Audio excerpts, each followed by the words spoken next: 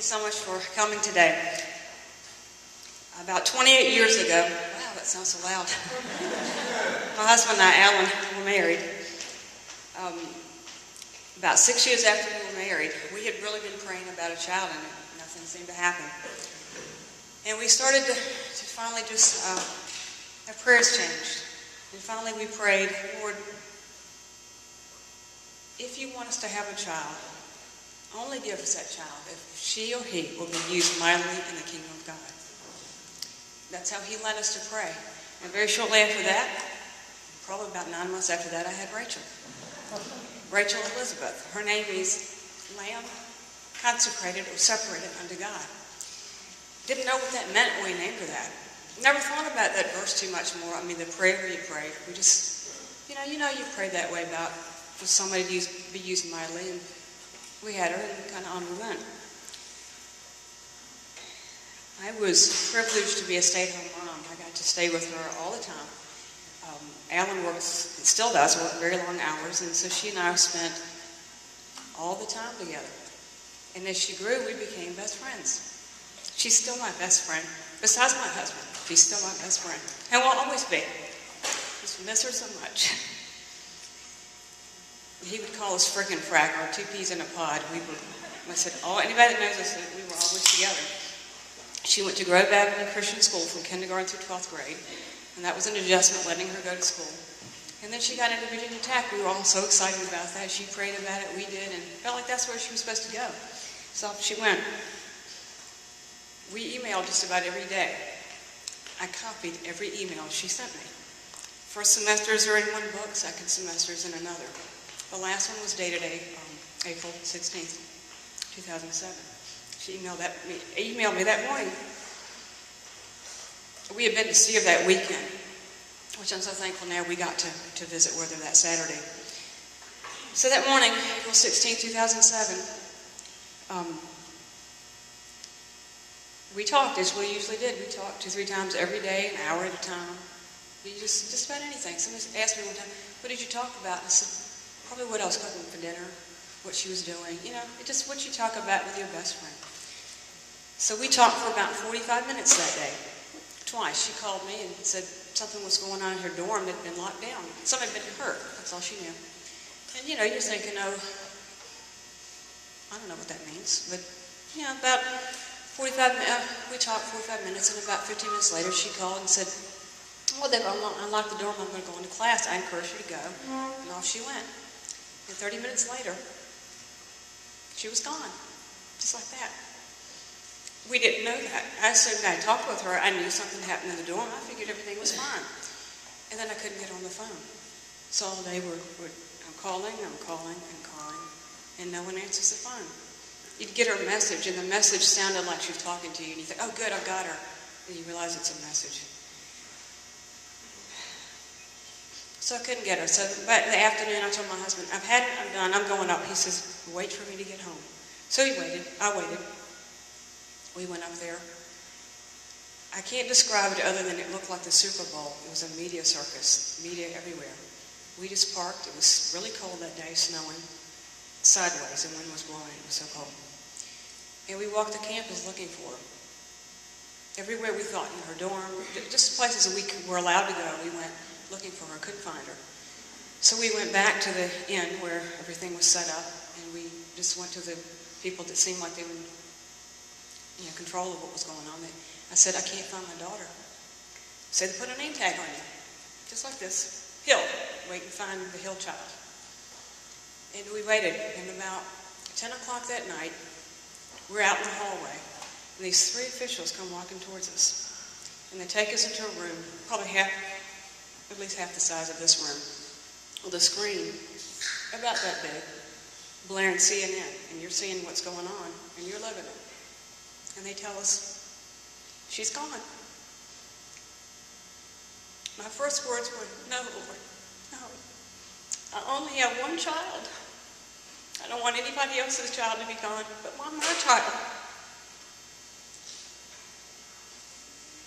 The Lord showed me later.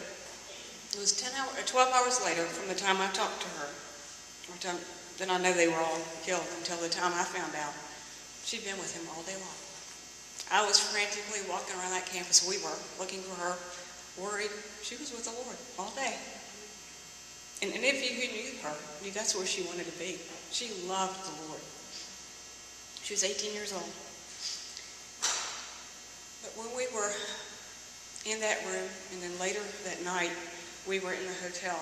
We had nothing with us. But the Lord really showed both of us something that was just amazing.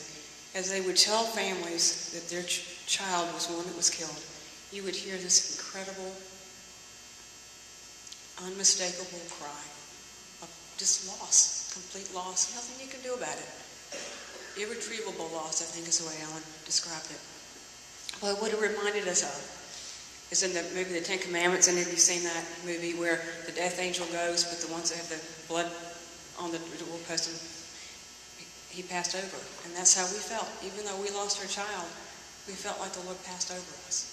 Because the Word talks about you don't have the same grief as others do because of the Lord. There's hope for us. It still hurts. I'm not going to deny that.